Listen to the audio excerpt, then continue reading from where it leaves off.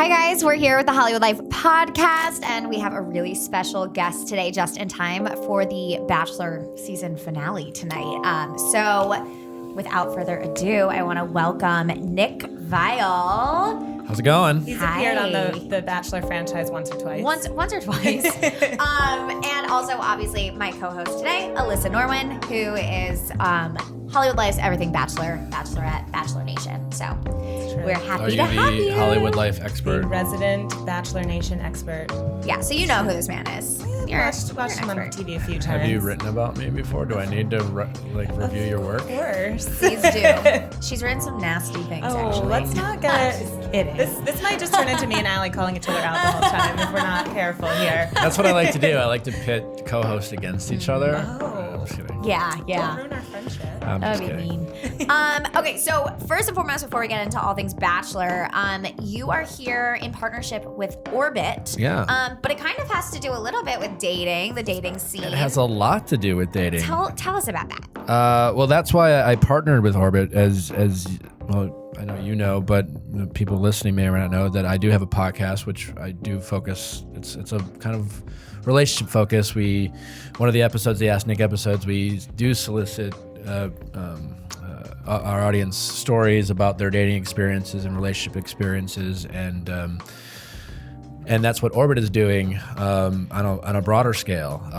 Dating's hard out there, as you guys may or may not know. Everyone has their challenges, and Orbit is with their bad date rebate, encouraging people to share their dating stories and their bad dating stories in an effort to kind of clean it up, so to speak, right? Mm-hmm. And so I think the more information we put out there, and so just to kind of tweet it, and that might just be, hey, I got ghosted, or hey, he was a jerk, or hey, he showed up with bad breath and he didn't use Orbit gum. Would suck. That would suck, right? People assume that everyone's chewing Orbit and having fresh breath, and they should, but unfortunately, that's not the case, right? Right. You've been there. I've definitely been there. And so I think one, it's entertaining. Two, it's nice to be amongst people who are also having their challenges out there, and I think it's kind of neat to not that it's neat that people are having their challenges, but it's neat to see people's stories. I mean, even with my podcast, Viall Files, like when people call in and share their stories, people listening find it to be relatable and empowering and encouraging. And so, Orbit's paying people they're going to select 500 winners, pay them $75. Which is the average. Just to tell the story? Just to tweet their experience. Yeah. And 500 is a lot of people, so you have a lot of chances to win. Yeah. And then you can hopefully go on a date with that money. And if it ends up being bad again, you know what? And you know what? It would end up being free.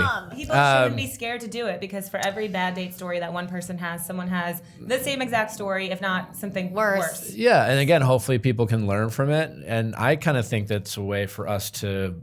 We're all guilty of doing bad things in the dating space. We're all guilty of maybe not communicating properly. I don't know. But I think it's sometimes to maybe see how other people feel affected by dating or how we're acting. And I think it's a great way to kind of clean it up, so to speak. And so it's been kind of fun to align with a brand like Orbit that obviously has a great product, but they're doing a lot of the same things I'm doing with my podcast and with Questions with Nick on my Instagram. And it's been pretty fun.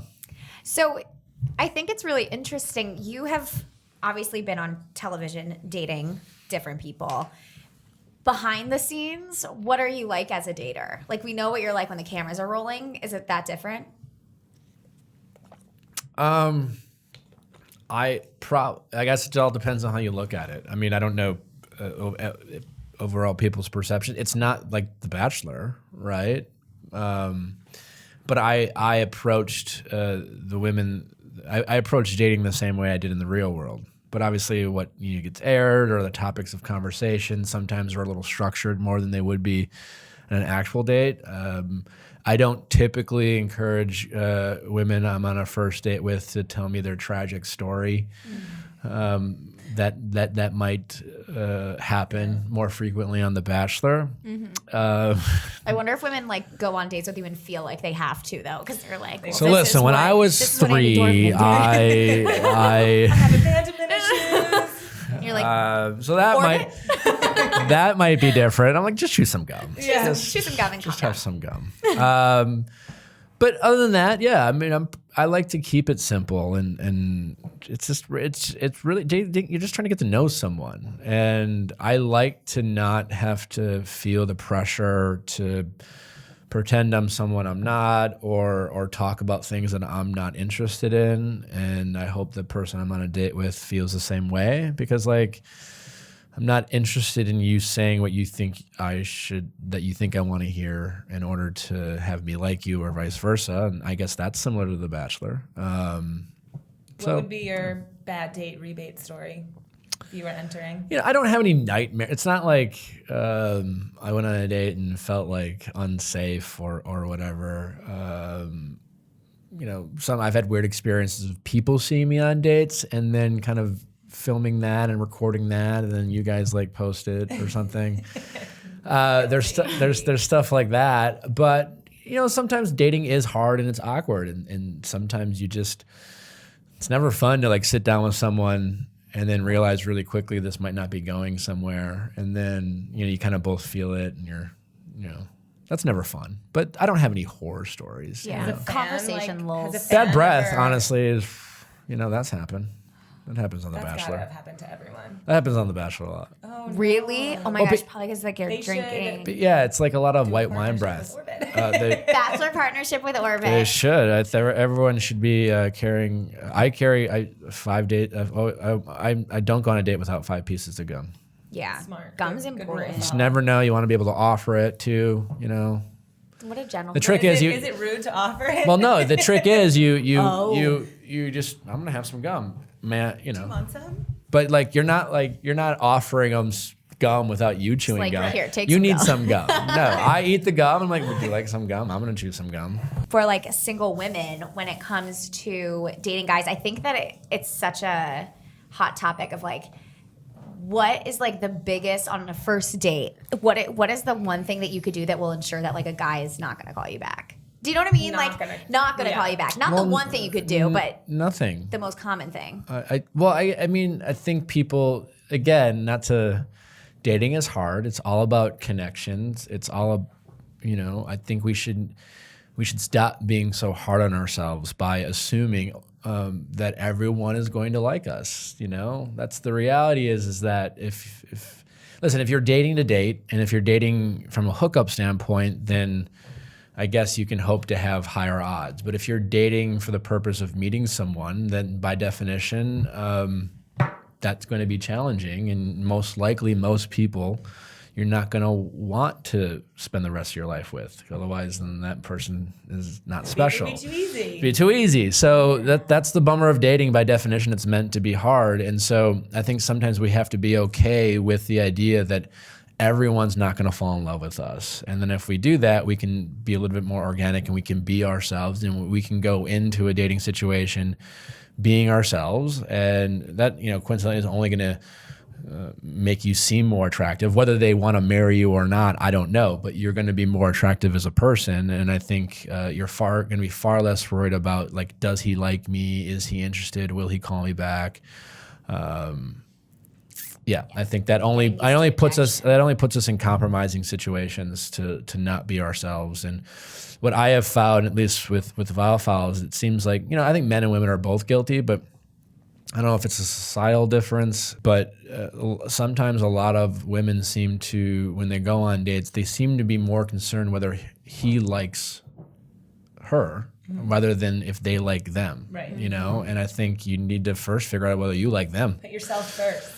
And then worry about whether, you have to know what your expectations are from a dating standpoint, and see if they meet your expectations. And then if they like you, great. And if they don't, so what? There's some small people out there. When you meet the right person, you won't do anything wrong. You won't care. Sure. I'm not the right person to be giving love advice. But there's some here. truth to that. Yeah. I mean, you want to be polite in yourself, but People are like, oh, you hear those stories that came up earlier today. Or it's just like, is there anything you would never eat in front of someone on a first date? I'm like, well, if you'd eat it on a fourth date, eat it on a first. I don't, what are you gonna like? Just pretend that you don't like chicken wings? Yeah, it's like, hey, you might as well like let people know that you like a good wing and that you're gonna suck it off the bone. Well, I want to move over to Bachelor a little bit. But would you possibly go on another season? You are single, right? Are you single? Yeah. I mean, I'm not in a committed relationship at the moment. Okay. I don't see myself going on the show to find love, but I'm always happy to support the franchise when it makes sense. What about Bachelor Summer Games? I heard that could possibly be coming back. I don't think they confirmed it yet. I don't see that happening. And again, that's not to say that, again, if it made sense to work with them, I've enjoyed my time working with the show. I've always had at times a lot of fun, but I don't think I would go on and try to even pretend that I'm looking for love. Well, I guess that kind of answers something we were talking a little bit about before, because you have been pretty vocal on Twitter that you are super supportive of Claire Crawley being a Bachelorette next season, which it's so great. But we were wondering if you would ever consider, going on as a suitor on her season. And because I support her, or like we're of the same age. I always find it's like kind of joke. It's just like, oh, she's from Wisconsin, then you guys must be a match or something. I mean, what I'm saying? No, I wasn't thinking about that. She's I don't know. I mean, I've met her. She's very done the show a lot, so I go back. then of course, yeah, of course. A lot of people have done the show 4 times. I think this is Claire's 5th. Yeah. Exactly. Kind of feels like you guys have a lot in common. So every person who's done it 4th needs to go back on for Claire? No. Just an idea for you. I'm just trying to help you find love. You didn't seem to be that into any of the other choices. As a fan, I support the casting of Claire for a lot of reasons, not selfishly for, if put it this way, I've known Claire. I think if either of us wanted to pursue a relationship with each other, good point. we probably had a shot to do that. But you know what? Who knows? That's a great Maybe point. in the next 6 days, I'll change my mind. Maybe but I he'll wouldn't think back. He'll be like, those 2 redheads. Yeah, they really said something that stuck with me. Yeah, but I support Claire being the Bachelorette for I think all the reasons that everyone else is. I think it's kind of changing. I feel like I'm going to be watching a new show in a very great, refreshing way, and I think hope so too. I think it's neat to see the Bachelor franchise giving a platform to, quite honestly, candidly, women in their 30s. We've had bachelors in their 30s. Rachel was in her early 30s, but like I think even as a society, we sometimes imply that like women in their 30s who are like working professionals and maybe focus on their career are somehow like not necessarily damaged, but like not as an attractive as a dating option. Yeah. Like why wouldn't they cast a woman in her 30s and other seasons? And the fact that Claire's the first woman her age to be casted after so many seasons is kind of surprising, and it's neat that they're doing it. And I think it opens the door for different conversations and different relationships and different points of view, and quite honestly, a little bit more believable with the way our society is getting married later in life, not earlier. I was about to say that. I think it's way more realistic. Yeah. I mean, people aren't getting married at 24 for the most part. Exactly. And they are getting married at And a lot 32, of the 33, people 34. who go on The Bachelor when they're 23 or 24 don't end up working out. Yeah, So I mean, or get married. Don't get married right then either. exactly, I they mean, JoJo. wait. there's a good chance that like Claire's going to be dating guys who might be a few years younger than her. And that goes against the grain of kind of societal stereotypes, and I think that's neat. And the fact that I prefer her being casted, say, over some of the other options is not like a favorite. It's just It's just TV. an opinion. It's an opinion because I think she will be entertaining, and I think she'll be a great Bachelorette. Yeah. Maybe this is why I'm single, because I think that guys' approvals of things just mean that they like them.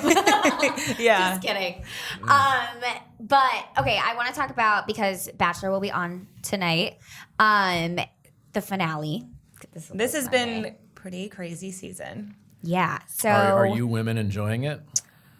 I have a hard time separating how I actually feel about the show because I have to cover it. So I'm always looking for a story as opposed to whether or not I actually like am enjoying what I'm watching. I haven't watched it because I think it makes me lose brain cells. I have not watched an episode. Sounds judgmental.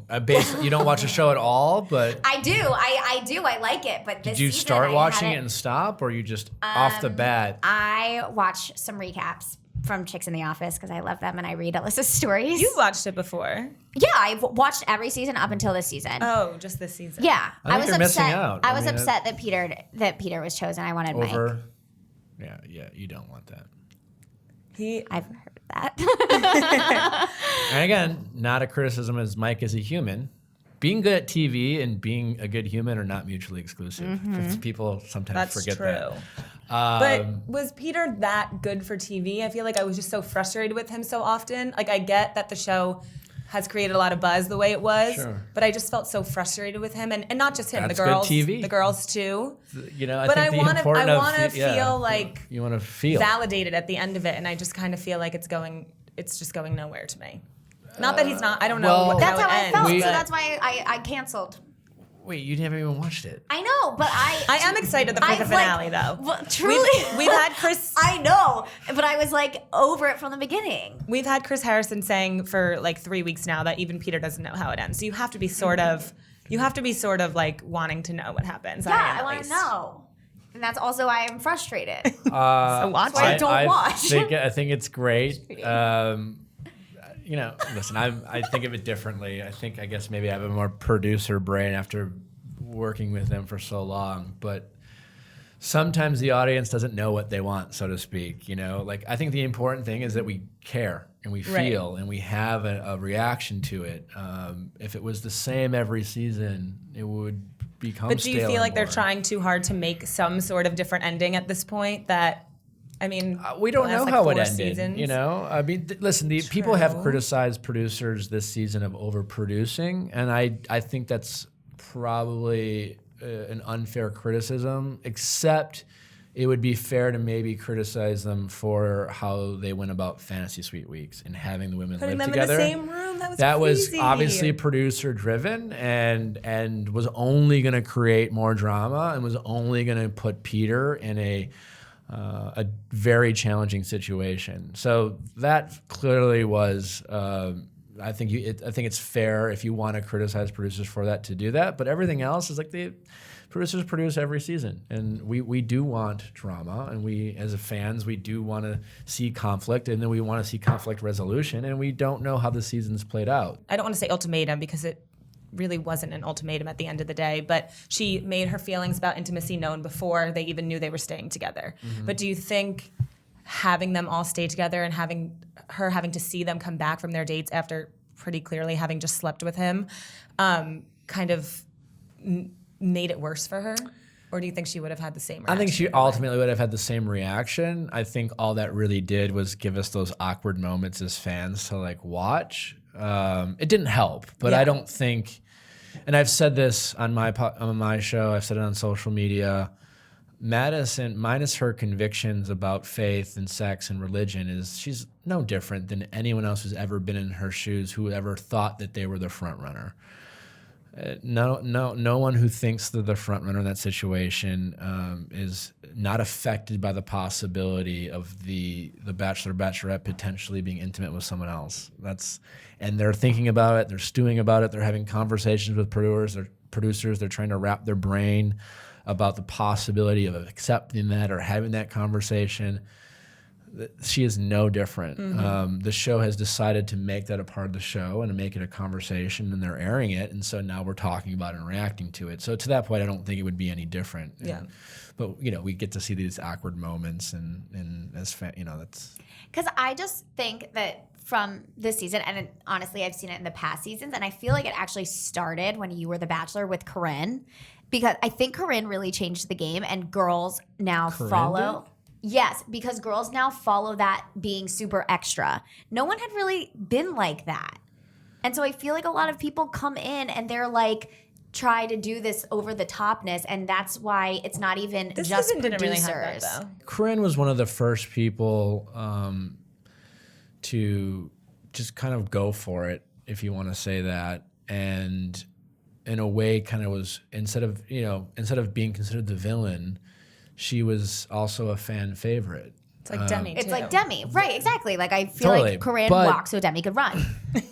Sure, but that is who Demi is specifically too, right? Demi is authentically that person, and that's why maybe to that point it hasn't worked out as quite as well for some of these other women. If Demi and even Corinne to a certain extent are very witty and have that fun, likable personality that is the show allowed you to get to know them. People are like,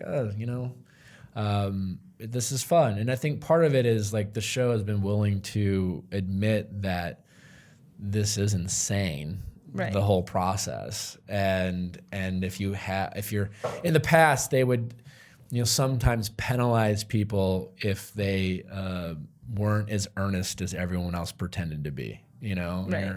So I think, but yeah, I don't think Corinne did that much, and I honestly don't think that Corinne and Demi are all of a sudden like causing these. I think what you have is a collective group of women who are generally a little bit more young as a whole, and social media plays this effect, and like you're casting a bunch of women who've gone from living with their parents to saying they're ready to be engaged, and that's just not realistic. And I think as a result, you're seeing a little of the pettiness and cattiness kind of being a little bit more maximized than other seasons. I wonder if casting older at this point is even going to make a difference with people coming on to want to become an Instagram influencer. I'm about to be 30 and I like Instagram just as much as the next person. It won't completely eliminate it, for sure. Like Claire's season will be interesting because I think they're going to make a a big effort to cast some guys her age, right? I think it's different with guys. You're too. going to They don't have do stuff 37, 38-year-olds, guys above 35 would be my guess. I don't know for sure, but if that is the case, you might have some guys who don't have Instagram. Like my friends from back home don't. They like if they have it, they don't use it. You know, Right. It's not something that's actively a part of their life. But when they find out they can make $1,000 just to post one photo, They'll who get knows? it. Guys, think about It just that, won't though. like they'll get it, and again, there's nothing wrong with that. But I don't think it's going to eliminate Yeah. it. It's always going to be a part of the show, and that is what it is. But there's a difference between doing it and this what seems to be with this younger group, this business model, and this kind of it's a little much. They need to like just pull back a little bit. That's all. Yeah. It's like that question that you had asked Jared and Ashley. Like, do you think that there is any way to know for sure that people are there for the right reasons? Yeah, like you won't. Will I'm there sure ever be? you can tell us better than anyone that you only get a few hours with them. I hate that phrase, but everyone goes for the experience, and then how they handle it after they say yes to that experience. That's what Jared said. Some people fall in love. Like 2 or 3 people every season really develop true feelings for the lead, and everyone else just doesn't. And that's not because they're doing anything wrong. They just haven't made a connection that would justify they have this experience. So they kind of go along with it until they get sent home. Do you think Peter is with someone right now? That was my. Yeah, I do. That'd be my guess. I don't know, but I'm Yeah. gonna guess yes. I mean, I forgot. You guys are like twins too, right? People always say that. People have said we resemble each other. Twins. So he must just know. So you, then. so Just you because- know that twin intuition, What if he's yeah. with somebody? Final predictions. What are your hopes? I've for the been finale? saying Hannah Ann, but you can convince me, Madison. I really don't know. I think there's an argument to be made for both. But I'm going to stick with Hannah Ann. Who do you think his mom is crying about in the preview, telling "Go get her back"? I mean, I guess I'm going to say Hannah Ann. I will say that. I think whatever Peter's mom wants Peter to do, Peter will do. And I don't mean that in a snarky way. I think Peter's clearly close with his parents. He values what his parents have. I think Peter's mom also knows Peter. Mm-hmm. So whoever she's talking about, I think is the person Don't forget is the person Peter wants to be with. They met Madison already. They seem to really like her. So Hannah Ann will have to make a big impression. My next parents met Raven and they liked her. week. And did they want you to be with Vanessa? Ultimately, my parents didn't have an opinion about who I should pick.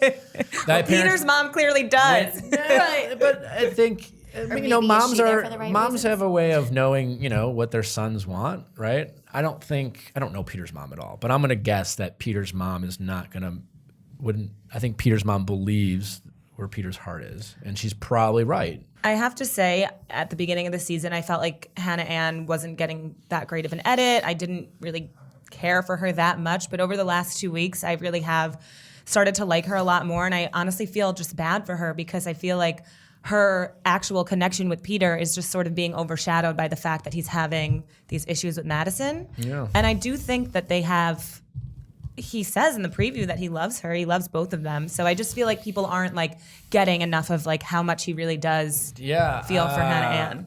I the Hannah Ann that we saw the first couple of episodes, I think is the real Hannah Ann, and that's the Hannah Ann I really like. I mean, I'm kind of agreeing and disagreeing with you at the same time, but I think I've been telling people all the time, I think there's more to Hannah Ann that she's let us see in the past few weeks in terms of like trying to say the right thing. I think she's just really in it and just trying to do what she has to do. And I think Peter is, it reads as Peter's more into Madison because right now Madison's making him chase her, work for her, and Peter's a sucker for that. That's I say that knowing that that's what I've been a sucker for most of my life. Is that producers though too? Do you think? I mean, when it comes to like even I'm thinking about Rachel, Lindsay, and Brian. Like people didn't even realize he was a front runner, but he was when they were like one-on-one. But it really just wasn't shown because of Peter. Yeah.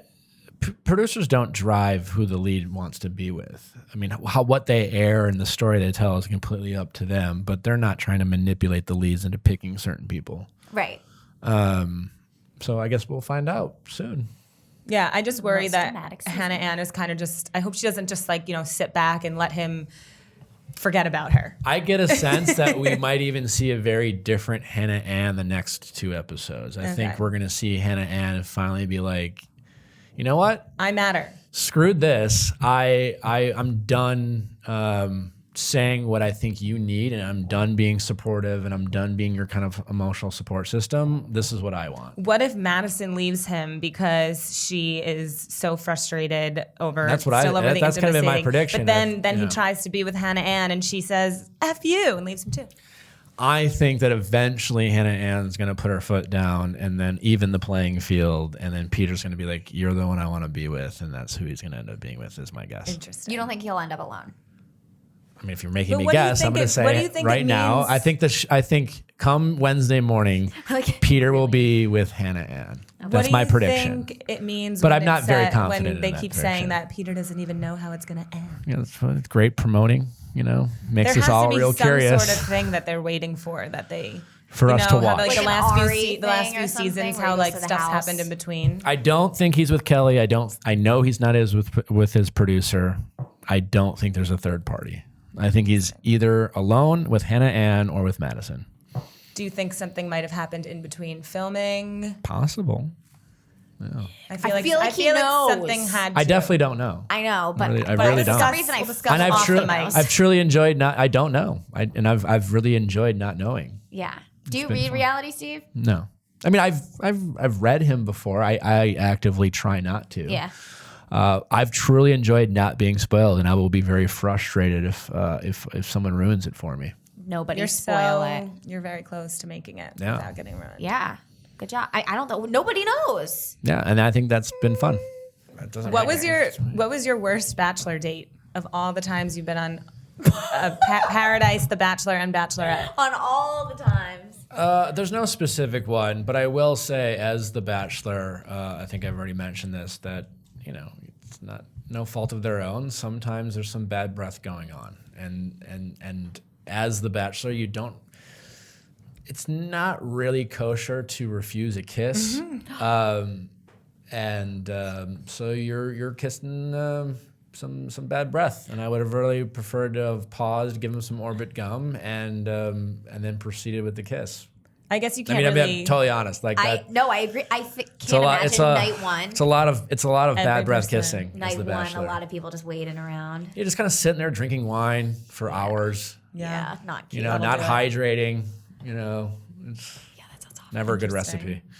Yeah, I mean, I guess you can't really have besides that, a bad date on The Bachelor because you're doing really cool things. So Yeah, and at the end of the day, everyone's trying to show their best selves. I mean, that's what's been wild about this season is that Peter's had a lot of bad dates. Yeah. You know, and weird. Every date with Victoria F. Was the pretty fantasy suite week is like, I've never seen a season where the girl cried on every date.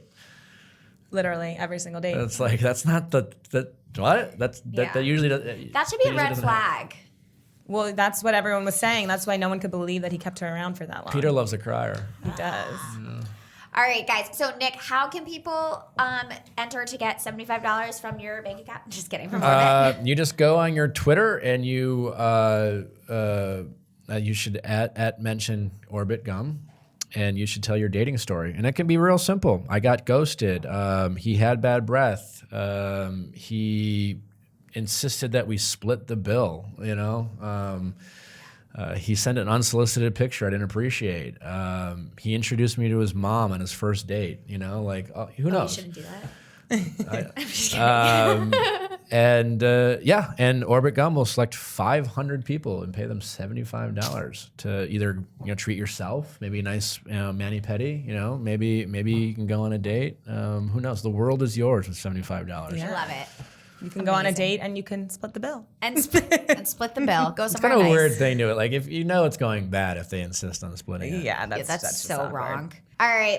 Thank you guys for listening. Make sure to tweet at Orbit your terrible dating stories, and maybe you'll win $75. Maybe Nick will take you out on a date to redeem yourself. And make sure to tune in to the Bachelor season finale episodes Monday, March 9th, March 10th. March 9th, Those are March the dates. 10th, a 2-night special. Awesome. Thanks, guys. Thank you. Thanks, Nick. Bye. Oh, and tune into Viall Files. Right? Yeah. God, Done. you did it.